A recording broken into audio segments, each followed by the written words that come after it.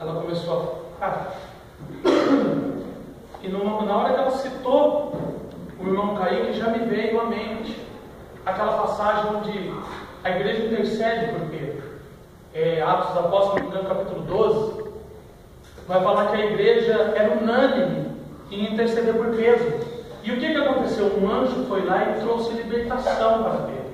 Libertou Pedro. Aleluia. E eu fiquei imaginando ali, eu falei, meu Deus, se não passou pela minha cabeça que a irmã ia chamar a igreja, convidar a igreja para ela. Eu falei, na hora que for ministrar, eu vou usar essa palavra e quero convidar a igreja a fazer uma intercessão, um clamor, porque esse é o nosso papel. Nós estamos na terra não só para adorar a Deus, mas para interceder por aqueles que precisam.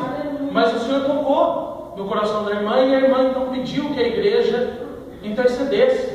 E a palavra do Senhor nos diz que o que é unido na terra é unido diante de Deus. Glória. E eu tenho certeza absoluta que Deus ouviu a nossa oração. Glória. E Ele com certeza vai entrar com alguma providência. Eu digo alguma providência porque nós não sabemos trabalhar com Deus. De alguma forma ou de outra, Deus vai fazer alguma coisa. Aleluia. Em nome de Jesus. Glória a Deus. Evangelho de Lucas, irmãos. Glória ao Espírito Santo de Deus. Aleluia. Capítulo de número 10. Evangelho de Lucas, capítulo de número 10 e o versículo de número 38. Lucas 10 e 38.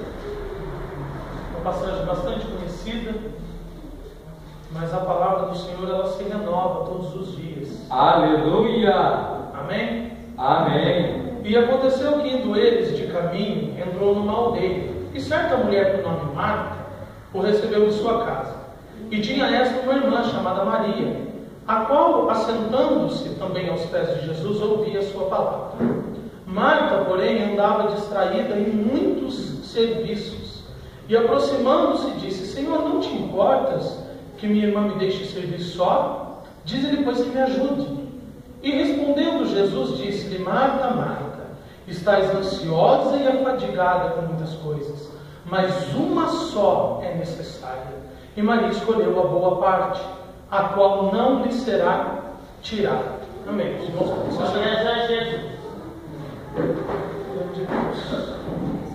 Como eu disse, é uma passagem já bastante conhecida. E, se eu não me engano, no sábado, foi no sábado, as irmãs louvaram aquele hino em que deixa uma pergunta: você questiona ou adora? A primeira vez que eu ouvi esse louvor, eu achei muito forte, muito profundo. E eu estava trabalhando ainda com o meu tio ali no restaurante, e eu ouvi ali, eu comecei, já tinha terminado meu trabalho, estava sentado lá ouvindo, e eu comecei eu fui tocado pela profundidade desse louvor, e eu chorei ali, derramei algumas lágrimas, compartilhei com quem estava ali, porque eu achei muito impressionante, eu achei demais. As palavras que o Senhor inspirou essa mulher a compor e a cantar ali, se os irmãos pararem para analisar, é algo tremendo, é algo muito profundo. Aleluia. Mas ela diz: eu me peguei perguntando o que pode Deus fazer? Qual é a capacidade de Deus? E se Ele quiser mudar os planos? E se Ele quiser fazer o querer dele e não o nosso? E se Ele quiser ver a nossa capacidade? E se Ele quiser avaliar os nossos sentimentos? Avaliar a nossa reação? A nossa reação ao quê? A nossa reação a um ato, a um acontecimento, a um episódio, a uma fatalidade da vida. E se de repente Ele não quiser fazer aquilo que nós queremos que Ele faça, aquilo que vai nos agradar, aquilo que vai trazer bem para nós? Por exemplo, eu tenho um parente doente, a minha vontade é que o parente viva, não que ele morra. Mas e se a vontade de Deus for que ele morra? Eu tenho certeza, com todo respeito aos irmãos que estão aqui, com todo respeito à família, mas eu tenho certeza, pelo menos de mim, eu não queria, irmãos, que o pastor Marcos tivesse partido. Mas foi a vontade de Deus, não foi a minha. E aí? E se é a vontade dele? E se ele optou em fazer a vontade dele? O que é que nós fazemos? Qual é a nossa posição? Qual é a nossa atitude diante disso? E eu me lembrei dessas duas mulheres. Ah, não, mas a passagem não diz isso. Eu vou chegar lá. Nós vemos Jesus chegou em um lugar e conheceu uma mulher. Olha para os irmãos verem que interessante. Quem é que foi receber Jesus? Quem é que Jesus, a Bíblia diz que Jesus conheceu quem primeiro? Marta ou Maria? Versículo 38. E chegando, conheceu uma certa mulher com nome Marta. A primeira a ter contato com o Senhor foi Marta, não foi Maria. Então Marta automaticamente convida Jesus, fala, não, vamos lá para minha casa. Eu quero receber você na minha casa. Eu quero que o Senhor entre na minha casa. Ela aceitou, ela conheceu e ela quis Jesus na vida dela. Levou Jesus para dentro da casa dela, apresentou para os familiares, apresentou para a irmã e falou, agora Jesus, agora você fica aí porque eu tenho outras coisas para fazer. Salmo 37, no versículo 5, diz, entrega o teu caminho ao Senhor, confia nele e ele tudo fará. Um dia na aula de teologia, eu não esqueço mais, tinha um irmão lá, inclusive ele se não me engano, ele é sargento do exército. E nós tínhamos, em toda a aula, nós tínhamos a oportunidade, nós tínhamos 5 minutos, alguém que o pastor escolhia, tínhamos 5 minutos para fazer uma liturgia, dava uma palavra e dava uma breve explicação sobre aquela palavra. E um dia esse irmão leu esse salmo e eu nunca mais esqueci. E ele disse que às vezes nós entramos num carro, ele exemplificou dessa forma, deu esse exemplo. Nós entramos num carro e colocamos Jesus no piloto, ou melhor, nós entramos no carro e nós sentamos no piloto e colocamos Jesus no carona. E falou, Jesus, eu vou dirigir, você vai comigo, mas quem vai dirigir sou eu, viu? Você vem comigo, Jesus, mas quem vai no piloto sou eu, não é o Senhor não. Porque eu não confio o suficiente no Senhor para o Senhor ir no piloto, o Senhor ir no volante. Quantas vezes nós fazemos isso na nossa vida? Nós que já estamos aqui, que já temos um histórico, já temos uma caminhada, nós ainda fazemos isso. Nós ainda deixamos de confiar plenamente no Senhor. E nós vemos que Marta fez isso. Não, eu vou levar Jesus para minha casa, mas a minha louça, a minha roupa, a comida que eu vou servir, a cama para estender, o chão para varrer, é mais importante. Então você fica no cantinho aí, Jesus, que eu vou ali fazer o que é mais importante, depois eu volto. Depois eu venho aqui te dar uma atenção. Eu fui atrás de você, eu te chamei, eu te convidei e te trouxe para dentro da minha casa. Mas você vai ficar aí porque eu só vou recorrer a você a hora que eu quiser. Aí nós caímos para uma outra pessoa que não tinha nada, até então ela não tinha nada a ver com a história.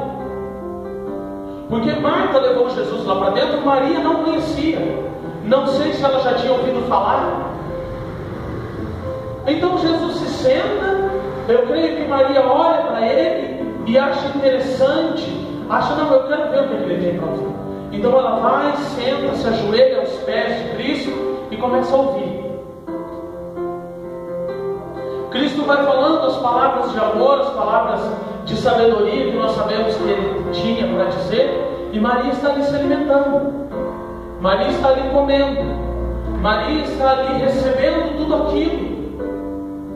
E nós sabemos que a palavra do Senhor, quando ela entra no nosso ser, quando nós temos a sensibilidade de aceitá-la, quando nós temos o nosso coração aberto, quando nós temos o desejo de aceitá-la, quando ela não entra pelo ouvido e sai pelo outro, ela mesma diz que ela é mais penetrante que espada de 2 gumes e penetra até a divisão da alma, da espinha e da medula, e ela é capaz de discernir a verdade.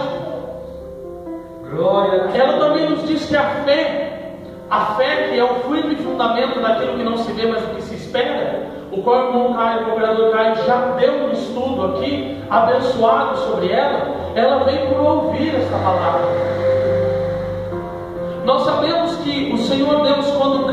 os céus e a terra, Ele fez tudo no quê? Na palavra. Ele disse: haja luz e houve luz, haja água e houve água, haja vida e houve vida, e faça-se o homem e fez-se o homem. Tudo foi feito através da palavra. Se os irmãos analisarem a Bíblia, o pé da letra, tudo foi feito através da palavra. Sem a palavra nada seria feito. Aleluia! Só o Senhor. Tudo foi feito nele, por ele e para ele. Sem ele nada seria feito. Quem é ele? Cristo. Cristo é o que? João 1:1. No princípio era o Verbo, e o Verbo era Deus, e o Verbo estava com Deus, e o Verbo se fez carne. O mesmo João vai dizer: no céu há três que concordam: o Pai, a Palavra e o Espírito. Quem é a palavra? Cristo. Quem estava com Maria? Cristo. Glória a Deus. Não sei se os irmãos estão entendendo. Que tudo se faz pela palavra. E quem é que estava com Maria? Maria viu Cristo e o colocou no seu devido lugar. Qual é o devido lugar de Cristo? O melhor possível. Hoje o seu lugar é sentado aqui e o meu é aqui ajoelhadinho, que eu quero escutar tudo que o Senhor tem para dizer. Era o melhor lugar que Maria tinha para oferecer. Era o devido lugar de Cristo naquele momento. E ele, sendo a palavra, recitando a palavra, ele estava transformando a vida de Maria. Ele estava forjando o caráter de Maria. Ele estava transformando Maria em uma verdadeira adoradora. Enquanto Marta corria de um lado para o outro e questionava e reclamava com Cristo. Falou: mas você não está vendo? Você não vai fazer nada, não? O senhor não é o mestre? Você não vai fazer nada? Então Jesus, com toda a calma, falou assim: ela escolheu a melhor parte. Aleluia!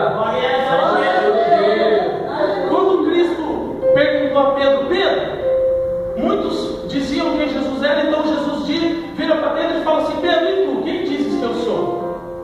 Então Pedro responde o quê? Verdadeiramente tu és o Cristo. Aleluia. Então Jesus instantaneamente diz: o Espírito te revela. Glórias a Deus. E muito excelente era, eu imagino o pensamento, vamos dizer assim, Cristo olhando e falou assim: olha esse. O Pai tinha certeza, quando a primeira vez que eu vi ele e o Pai me revelou, porque eu não me lembro qual, mas um dos evangelhos é o único apóstolo que Cristo fez isso. Quando ele chegou para chamar Pedro, um dos evangelhos diz que ele, fitando os olhos em Pedro, ou seja, ele parou por um instante, mediu Pedro de cima a baixo, olhou o coração, a sinceridade de Pedro e falou: é esse. É esse. Aleluia. O Espírito revelou para ele: é esse. Então, naquele mesmo momento, o Espírito revelou para Pedro: tu és verdadeiramente o Cristo. Assim como revelou a Maria, e Maria falou: eu vou desfrutar até onde eu puder. Eu vou extrair dele o que eu puder. E Marta para lá, para cá, corre aqui, corre ali, e Cristo lá no canto. Jesus lá falou: não, a hora que eu puder, a hora que der, a hora que eu terminar, eu vou ali. Eu estava dando uma pregação hoje e o pastor estava ensinando como é que nós fazemos para passar o dia com Deus. É simples, resumidamente: coloca Deus no primeiro lugar. Ao levantar da cama, pode parecer exagero, irmãos, mas depois eu parei para pensar, não é não. Ao levantar da cama, a primeira pessoa que nós devemos falar é com Deus. O primeiro ato que nós devemos fazer é dobrar o nosso joelho e temos ali uns instantes de oração. Não precisa orar meia hora, 40 minutos, uma hora. Se tiver tempo, ore. Mas pegue o tempo que você tem, dobre o seu joelho e ore. Depois você vai fazer os seus afazeres. Antes de sair de casa para trabalhar, medite na palavra do Senhor. Leia um capítulo, 2, 3 versículos. Para quê? Para que durante o dia você tenha algo na mente, para que você possa vamos dizer, mastigar, digerir, para que você esteja meditando naquilo ali todo dia. Durante o dia todo, ore em espírito, esteja em pensamento ligado com o Senhor. Muitas vezes nós estamos fazendo trabalhos que não requerem nossa atenção, então nós podemos estar com o nosso pensamento ligado em Deus. E todo momento que for possível, testemunhe. Para se você tiver uma oportunidade, fale de Cristo. Testemunhe, dê um testemunho da sua fé. Olha, porque Cristo é isso para mim, porque Deus fez isso para mim, olha, porque a palavra diz isso. E aí, quando nós tivermos a oportunidade, então nós fazemos um momento extenso de oração em secreto com Deus, no nosso quarto, num lugar mais afastado, onde nós podemos ter o nosso momento de intimidade com o Senhor. Mas nós fazemos o que? Nós colocamos o Senhor no seu devido lugar. No seu devido lugar. Eu vou encurtar um pouco, irmãos. Agora nós vamos lá para o Evangelho de João, no capítulo de número 11 e no versículo de número 21. Evangelho de João 11 e 21. Essas duas mulheres tinham um irmão chamado Lázaro, que já é de conhecimento dos irmãos, que se tornou um grande amigo de Cristo. E esse homem veio a morrer.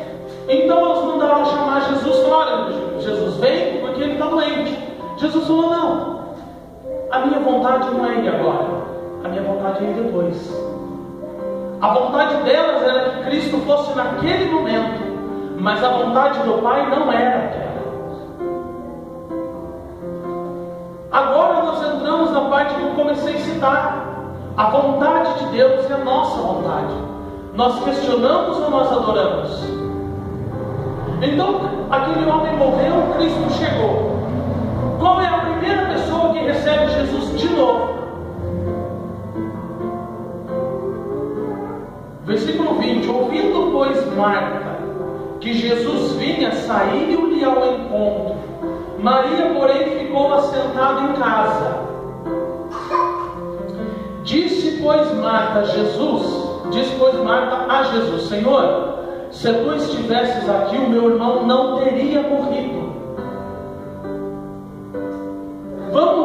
Eu quero colocar em outras palavras. Será que você não sabia que se você estivesse aqui, ele ainda está vivo? Não passou pela sua cabeça que se você tivesse chegado na hora que a gente mandou chamar, ele estava vivo ainda? Você gostava tanto dele, por que você não chegou aqui antes?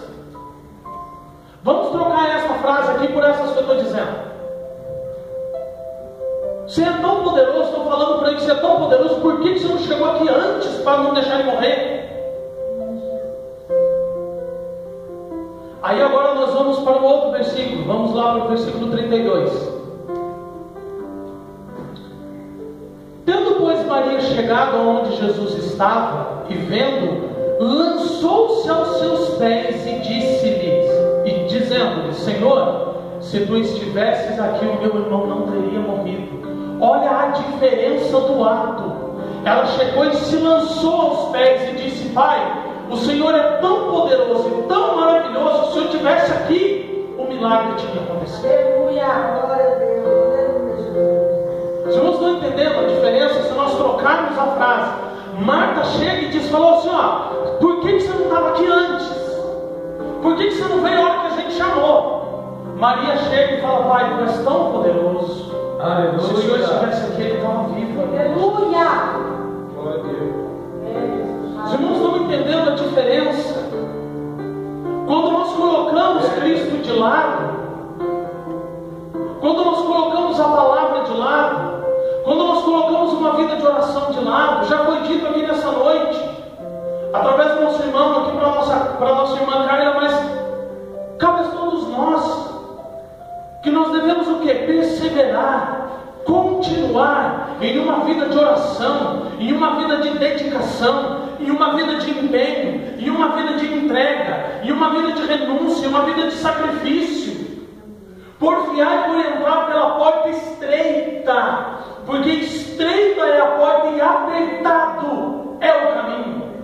O caminho não é largo, o caminho não é gostoso, o caminho, Pai, O caminho não é gostoso, não. O caminho não é gostoso. Se está gostoso é porque está errado. Se está fácil é porque não está certo. A palavra nos diz que o Senhor transpirou gotas de sangue enquanto Ele orava por nós.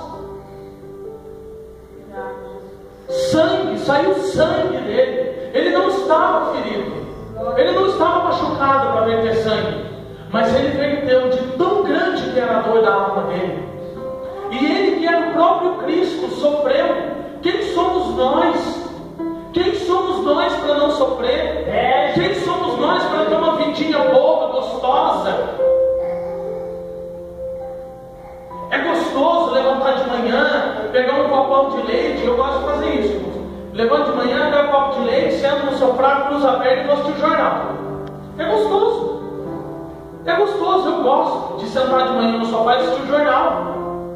Mas o que é que eu preciso fazer? Levantar de manhã, não pegar o leite porque eu vou jejuar, não assistir jornal porque eu vou começar o meu dia orando e não vendo televisão, vendo desgraça, vendo morte, vendo corrupção, vendo crime. O gostoso é isso, mas o necessário é o sacrifício. O necessário é o se entregar, o necessário é o se negar. Por que nós devemos nos negar? Para que haja o que? Santificação. Para que haja santificação. É Jesus Cristo. Para haver santificação tem que haver sacrifício. Por quê? Porque se nós precisamos nos santificar, porque nós temos pecado. Se tem pecado, o cordeiro tem que morrer e ser queimado. O que é isso? Sacrifício.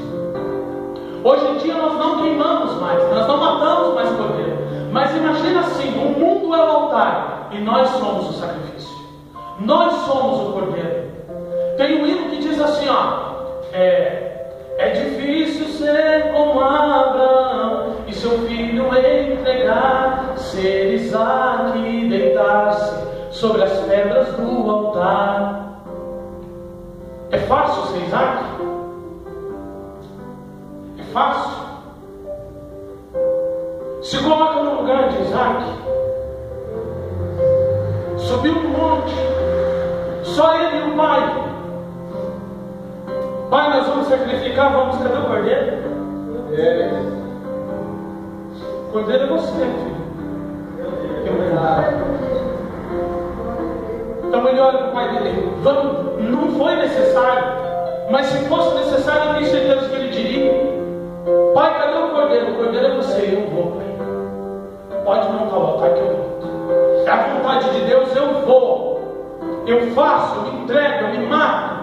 Eu vou, mas eu faço a vontade de Deus.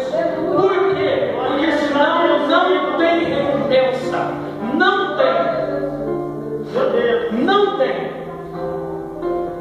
Dar glória, sentar aqui e cantar, não traz recompensa. Não traz. A recompensa vem na negação, porque a negação é o sacrifício, e o sacrifício traz santidade. A negação. Provavelmente Marta era mais velha que Maria, então Marta tinha uma certa autoridade sobre Maria. Maria se sacrificou naquele momento.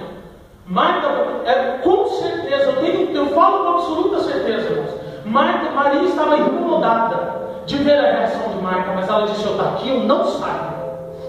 Daqui, depois ela vai brigar, ela vai xingar, eu aguento, mas daqui eu não saio. Por quê? Porque eu estou escolhendo a melhor parte. Porque no futuro, isso que eu estou fazendo aqui vai forjar um caráter de adorador em mim.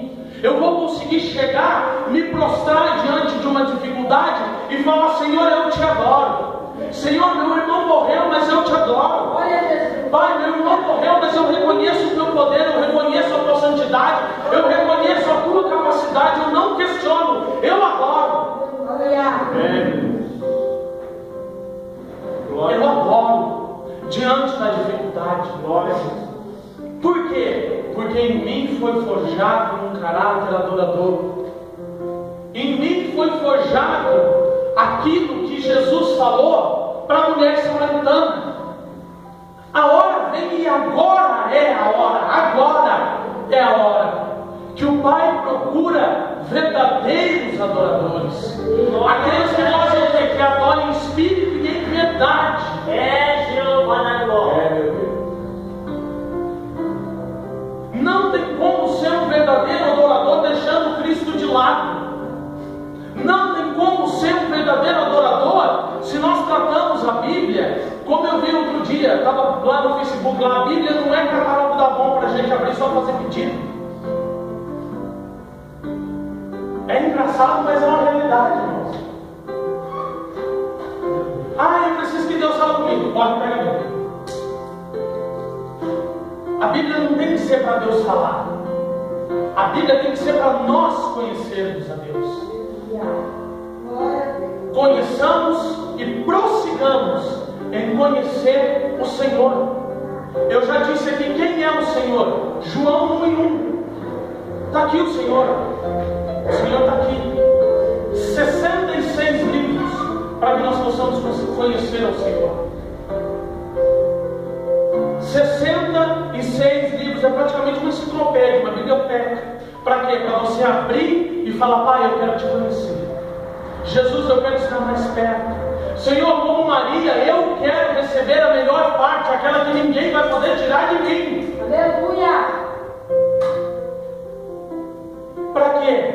Para que no momento da adversidade, no momento, quero usar com todo respeito a vida da nossa irmã aqui, que é um testemunho, no momento em que tudo parece ruim, e você fala assim: eu não vou mais, acabou, para mim acabou.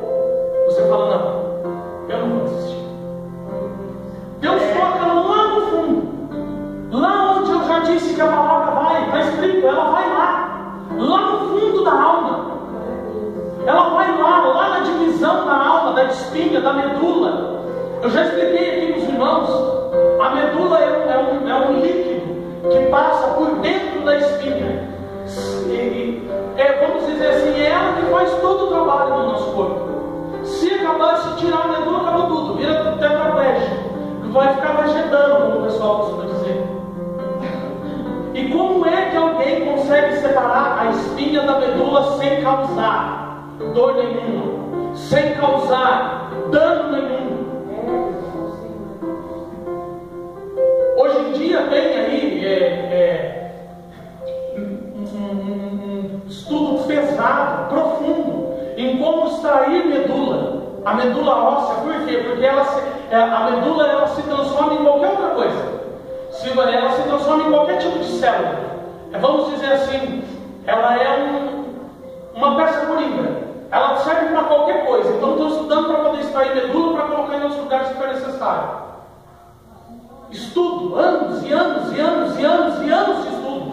Só para fazer faculdade de medicina, se não me engano, são 5 ou 6 anos. Depois mais estudo, são mais 10, 15, 20 anos estudando para conseguir extrair a medula.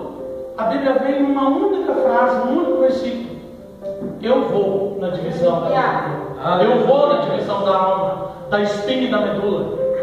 Jesus. Para quê? Porque a medula é o que dá o sustento. A medula é o que mantém em pé. É ela que mantém a espinha funcionando bem. E se nós fraturarmos a espinha, nós não andamos mais, nós não paramos mais em pé. Então, se a palavra está na medula, nós estamos em pé na presença do Senhor. Mas se a palavra não está na medula, qualquer vento cai. Ventou, caiu.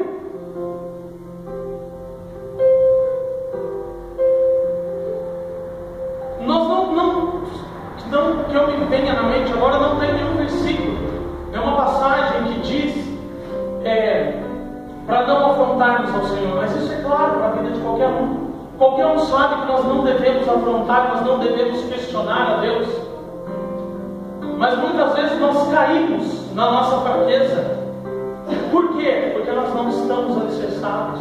Por quê? Porque um dia foi dada a oportunidade de escolhermos a melhor parte, nós não escolhemos. Nós preferimos trocar a melhor parte por afazeres, por coisas que eu posso ir ali e fazer depois. Vamos supor, você está na sua casa lavando uma louça. Deus coração vai orar, ou qualquer outra coisa, para ficar assistindo um filme, ajudando a fazer alguma coisa, qualquer fazer, e Deus toca no seu coração, vai orar, vai ler, vai meditar, vem me buscar, eu estou tocando, olha eu aqui, eu estou aqui, vem, olha eu aqui. Muitas vezes Cristo tem que ficar assim, olha eu aqui, eu estou aqui, você não está vendo eu aqui não? E nós resistimos, não, vou terminar isso aqui primeiro, depois eu vou. Não, depois eu vou. Depois eu tenho tempo mesmo, depois eu vou. E aí você termina aquele fazer, começa outro, e Jesus ficou aonde? Ele ficou só no eu estou aqui. Aí você vai indo, Jesus diz assim, mas, e eu? Eu chamei primeiro, e eu? E eu? Aí depois, quando a adversidade bate, como bateu na porta de Marta, o irmão morreu, ela não tinha estrutura.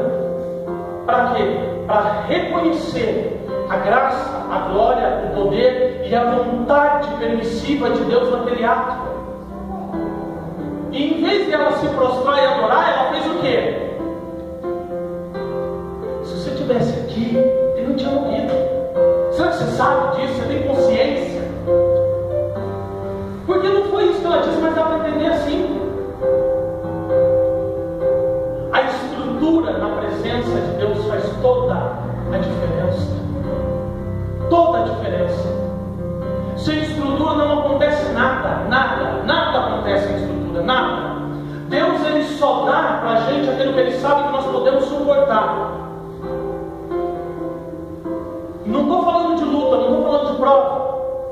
Às vezes nós queremos ver algumas coisas e nós não conseguimos ver. Por quê? Porque nós não temos estrutura. Atos dos Apóstolos. Ali a história vai descrever alguns homens que viram Pedro, viram Paulo e Apolo expulsar demônios. Então aqueles homens, não, se eles podem, a gente também pode. Chegaram e falaram assim, vai embora em nome do Deus de Paulo. Aí o demoniado olha, vem para a cadeira e fala assim, Paulo eu não conheço. E o Deus dele eu também conheço. E você quem? Aí a Bíblia diz que os demônios se apoderaram deles, os espancaram a ponto de deixar eles nus. Por quê? Porque não tem estrutura. Às vezes nós pedimos, Senhor, eu quero isso, eu quero aquilo, faz isso, faz aquele outro, derrama tua glória, faz isso, manifesta, dá graça, faz cura, poder, maravilha, milagre, libertação e tal. Cadê a estrutura?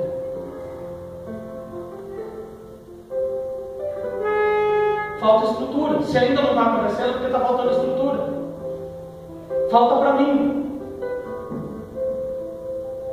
Falta estrutura para mim. Eu tenho pedido ao Senhor, mas eu não tenho ainda a estrutura necessária.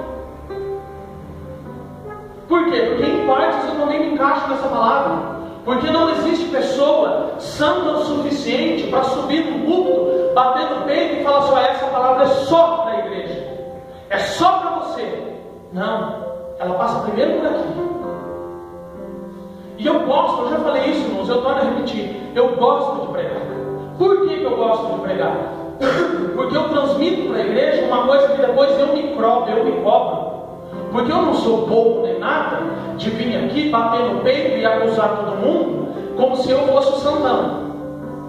Porque não é assim que funciona, não, irmãos. A pessoa que bate no peito e fala que é o santão e a palavra é só para a igreja está errada. Está errado.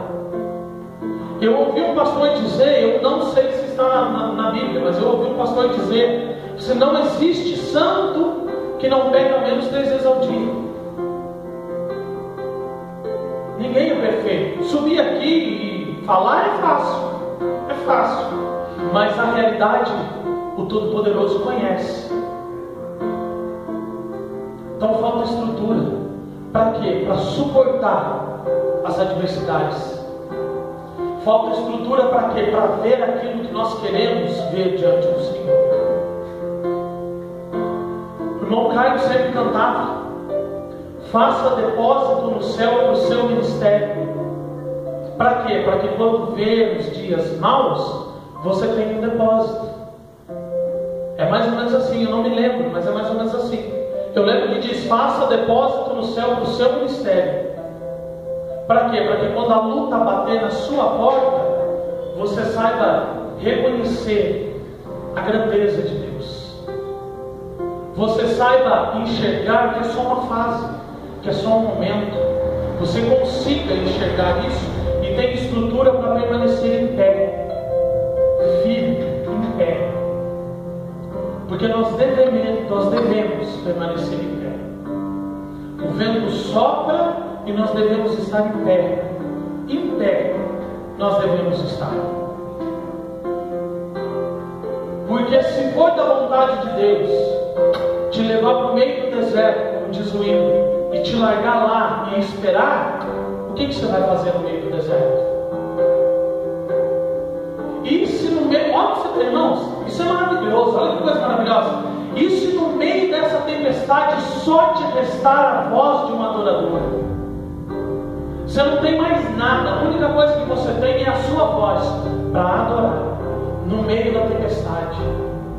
Hino 304, desprezando toda dor, eu vou a cantar.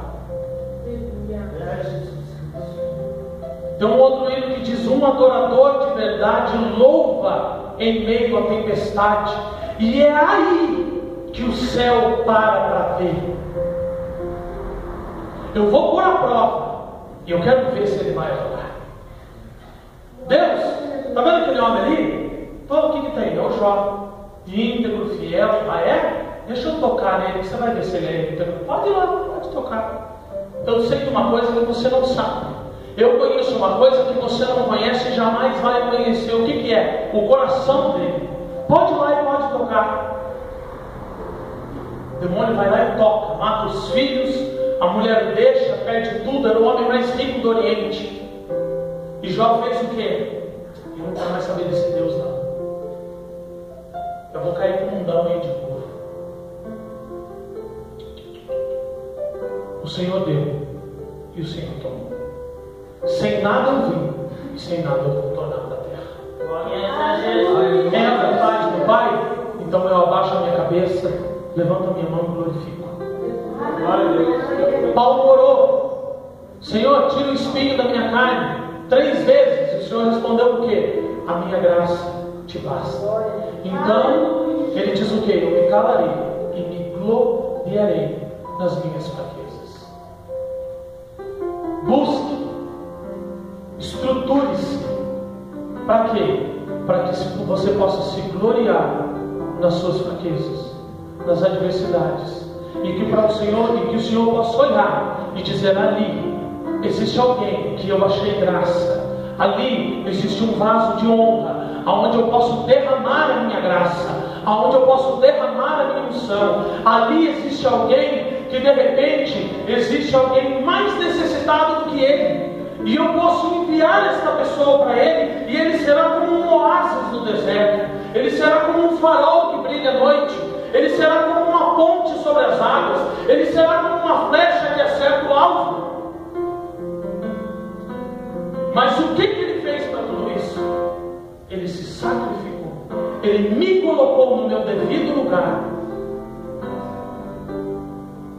O Senhor perguntou nessa noite: aonde tu estás? Existem 2 lugares que você está. 2: nos afazeres ou aos pés de Cristo. Foi perguntado nessa noite, não foi? Homem, aonde é que tu estás?